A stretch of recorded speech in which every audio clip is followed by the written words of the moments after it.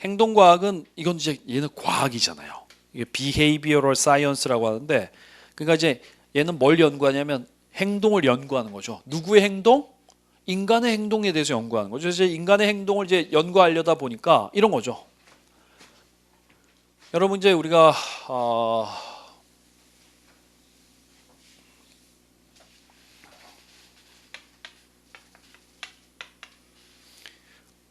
인간이 회사에서 행동은 뭐예요?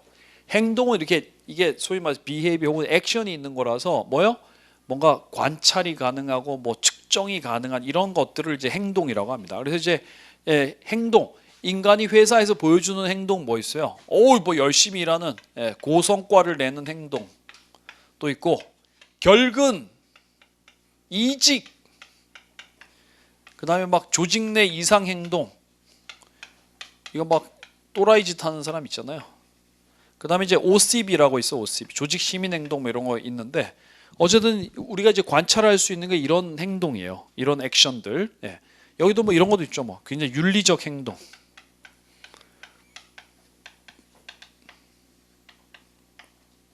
이런 게 있는데 그러면 이제 이런 거에 영향을 미치는 원인을 알면 그러면 이제 뭐예요? 좋은 거는 많이 하고 안 좋은 거는 이거 뭐 이런 거 이 세 개는 좋은 건데 이런 행동에 영향을 미치는 팩터를 알면 어떤 거를 주면 사람들이 일을 열심히 하는지 또 어떤 거는 사람들 열심히 하는 걸 좀 못하게 하는지 혹은 뭐 방해를 하는지 뭐 이런 거를 알면 우리가 이제 저기 있는 안 좋은 행동들은 줄이고 좋은 행동은 많이 하게끔 해서 여러분이 훌륭한 관리자가 될 수 있겠죠. 그런 거에 대한 이제 지식을 배우는 걸 행동과학이라고 하면 아까 제가 이제 과학이 붙은 뭐라고 했어요? 뭔가 이제 인과관계가 있는 거야. 그래서 이제 사람들이 연구자들이 연구를 하는 거죠. 막 여러 사람을 연구를 하거나 설문지하거나 아니면 뭐 실험실 실험 같은 걸 통해서 그래서 이제 이게 여기에 영향을 미칩니다라는 걸 이제 알아내서 그걸 이제 통계로 정리를 쫙 해서 발표한 사람이 읽어보고 말 되네 이렇게 되면 이제 그게 하나의 또 지식이. 근데 이제 그거 한 개로만 안 되고 여러 사람들이 이제 그 관련 연구를 막 했는데 대부분이 이제 일관된 결과가 나오면 그러면 이제 한 몇 년 후에 교과서에 실리는 거죠. 이거는 이제 이런 게 맞아요. 이렇게 하면서 그게 이제 정설이 되는 거죠. 근데 이제 사람들마다 연구 결과가 굉장히 엇갈리면 그러면 어떻게 해요? 그럼 연구를 좀 더 해봐야지. 이게 엇갈리는 거 봐서 이게 상황에 따라 좀 다른가 본데 해서 연구가 좀 진행이 되고 그러면 이제 더 나중에 교과서에 실리고 하겠죠. 그러니까 이제 이런 걸 행동과학이라. 그래서 행동과학은 굉장히 체계적으로 배웁니다. 체계적으로. 근데 이제 인간관계로는 그 당시만 해도 저런 어떤 뭐 사실 행동과학에 사용되는 지식은 인간의 행동에 영향을 미치는 인간 행동 연구하는 게 뭐 있어요? 뭐 저 분야에 있던 심리학도 있고 인류학도 있고 뭐 문화인류학, 산업, 심리학도 뭐 여러 가지 있잖아요. 이런 거를 이제 다 가져다가 어떤 인간에 대한 어떤 종합적인 연구를 행동과학이라고 합니다. 그래서 이제 행동과학을 우리가 2장부터 배워요. 2장과 3장에 나와 있는 그 조직 행동을 그게 행동과학의 경영학 버전입니다. 조직 행동이니까 조직 내의 인간 행동에 대해서 배우는 거. 그냥 인간 행동이 아니라 조직 내 인간 행동이기 때문에 그래서 이제 우리가 2장과 3장에서 배우는 게 행동과학이라고 보시면 됩니다. 이게 1940년대. 그래서 정리를 하면 이렇게 되네. 20세기 초가 이게 고전적 접근법. 근데 이제 이거를 왜 여기 아까 이 사람들을 왜 고전적 접근법이라고 하냐면 이게 가장 처음 나온 경영학 이론이라고 해서 클래식이라고 해서 그 클래시컬 어프로치라고 합니다. 이 사람들이 모여서 뭐 프랑스에 모여가지고 야 우린 무슨 파할까 이렇게 정한 게 아니라 후대 사람들이 그냥 저분들은 저 경영학의 클래식이야 이렇게 돼서 그래서 이제 클래시컬 어프로치라고 한 거죠. 그래서 클래시컬 어프로치라고 읽고 의미는 뭐예요? 효율성 경영학 이렇게 생각하시면 돼. 오케이? 네. 그 다음에 이제 1930년대 등장한 게 뭐예요? 요게 인간관계로 호손 실험을 통해서 그 다음에 이제 1940년대 등장한 것이 요게 뭡니까? 요게 그 행동과학 이렇게 됩니다. 자, 우리 이제 40년대까지 왔군요. 그 다음에 이제 60년대 갈까요? 시스템적 접근법.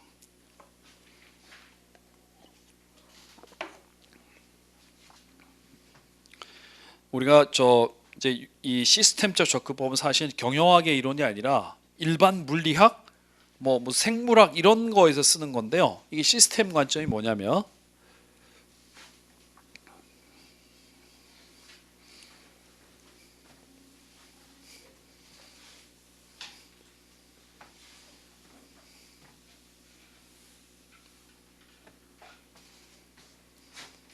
여러분 이제 사람도 하나의 시스템, 사람이 하나의 시스템인데 이게 보통 이제 하나의 시스템은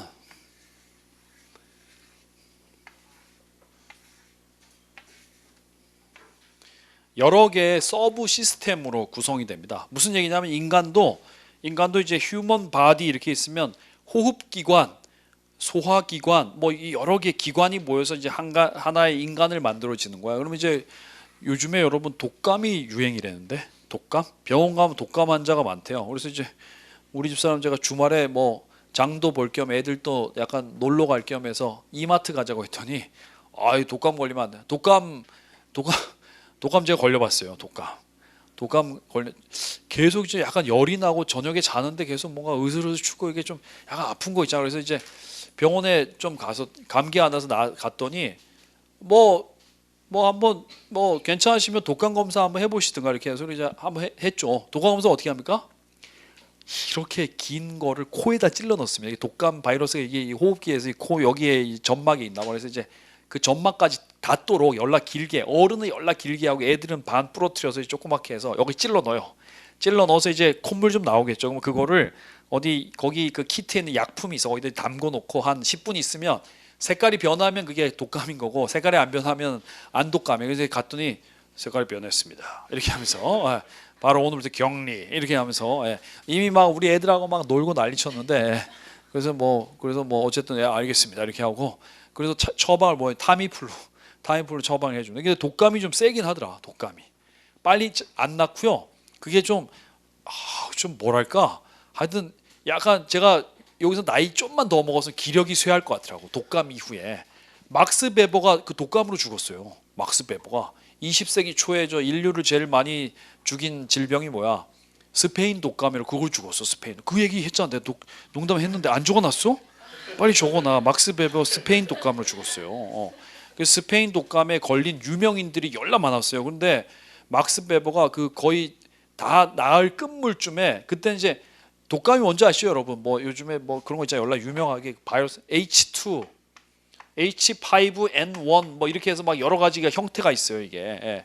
그래서 그때 유행했던 건 뭔지 모르겠는데 하여튼 뭐 이런 거야. 이런 거가 이제 걸렸는데 거의 끝물에 다 나았는데 끝물에 폐렴이 왔어요. 그래서 그 폐렴 합병증으로 막스 베버가 죽었는데 몇 살에 죽었냐면 한 내 나이 비슷할 때 죽었어요. 그러니까 이 사람이 막 엄청난 학자인데 일찍 죽어서 좀 아까운 거죠. 근데 어쨌든 세긴 세더라. 세긴. 근데 독감은 뭔 질환이야? 호흡기 질환이죠. 호흡기로 감염이 되냐? 그러면 이제 독감에 걸리면 호흡기만 아파야 돼. 나 독감 걸려서 여기 지금 허파가 아파 이렇게 해야 되는데 독감 걸리면 어때요? 독감 걸리면 이제 여기 혈압도 올라가고 뭐 온몸에서 열나니까 막 으슬으슬 춥고 뼈마디도 쑤시고 해서 막 온몸이 다 효율이 떨어지고 이게 시스템이야. 그러니까 하나가 문제가 생기면 얘만 하나만 그냥 문제가 생기고 끝나는 게 아니라 이게 다른 곳으로 문제가 다 전파되는 거예요. 왜냐? 여기 있는 시스템에 있는 요런 하나를 우리가 서브 시스템이라고 하는데 이 서브 시스템에서 굉장히 상호 유기적으로 연결이 돼 있거든요.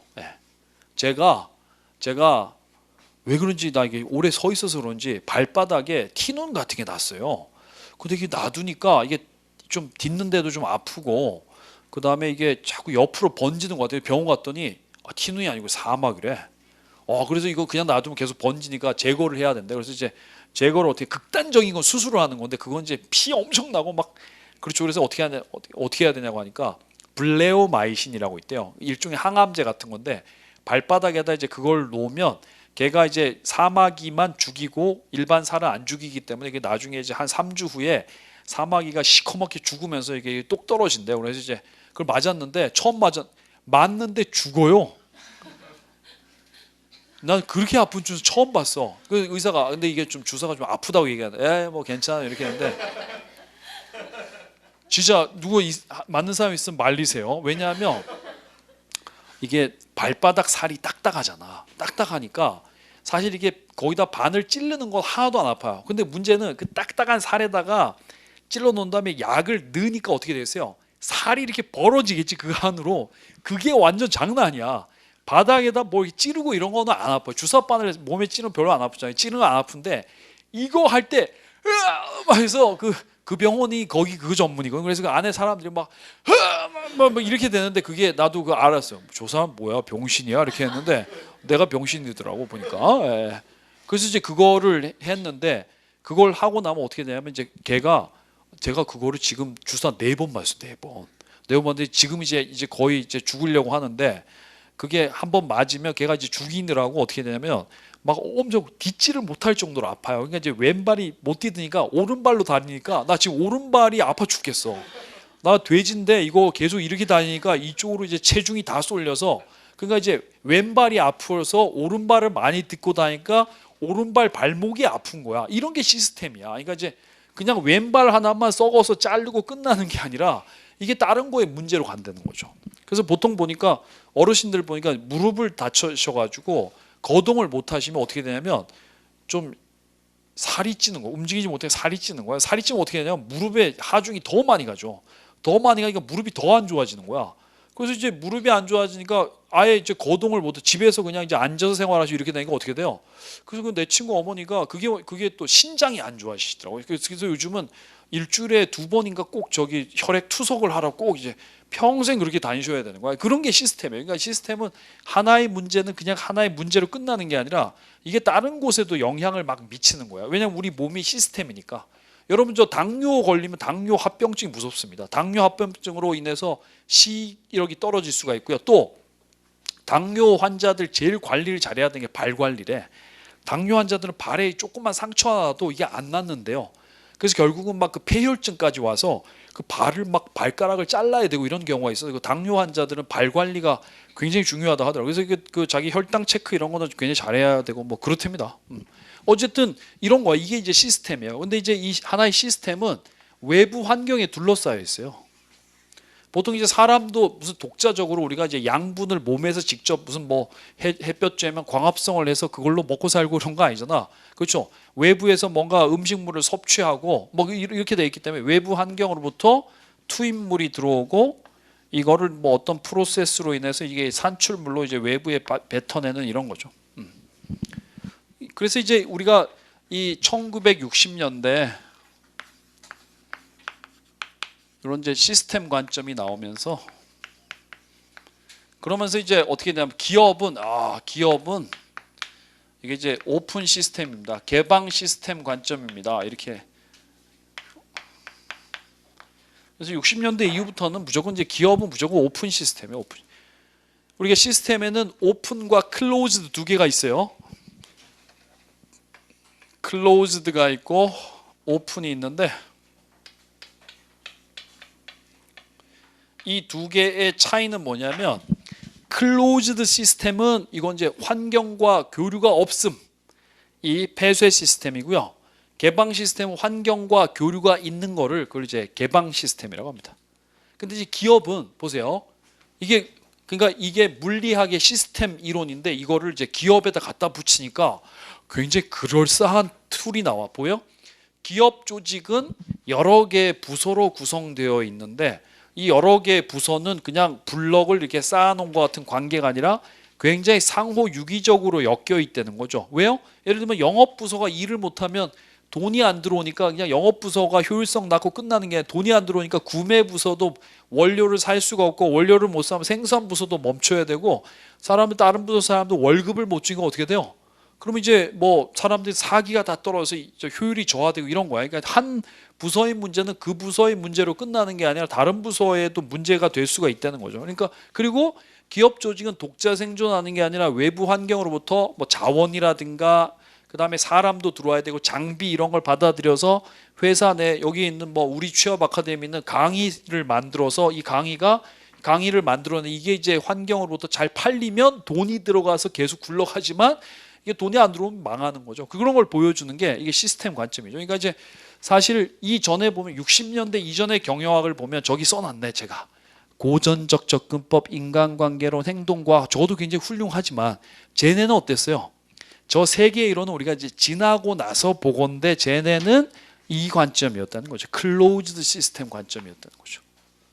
왜요? 쟤네는 고전적 접근법은 회사 내부의 효율성 문제만 다뤘고, 인간관계로는 역시 회사 내부의 인간의 문제만 다뤘고, 행동과학은 또 그렇지는 않습니다. 딱 그렇지는 않지만 어쨌든 저 두 가지, 고전적 접근법과 인간관계로는 쟤는 쟤네 두 개는 이제 완전 회사 내부의 문제만 다뤘는데, 60년대부터는 이제 미국 기업들이 어때요?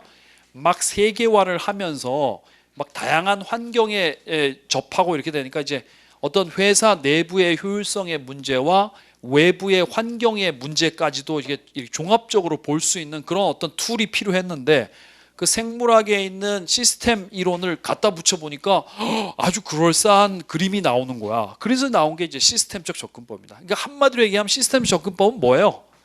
굉장히 종합적인, 그러니까 기업을 바라보는 굉장히 종합적인 접근법이라고 보시면 되죠.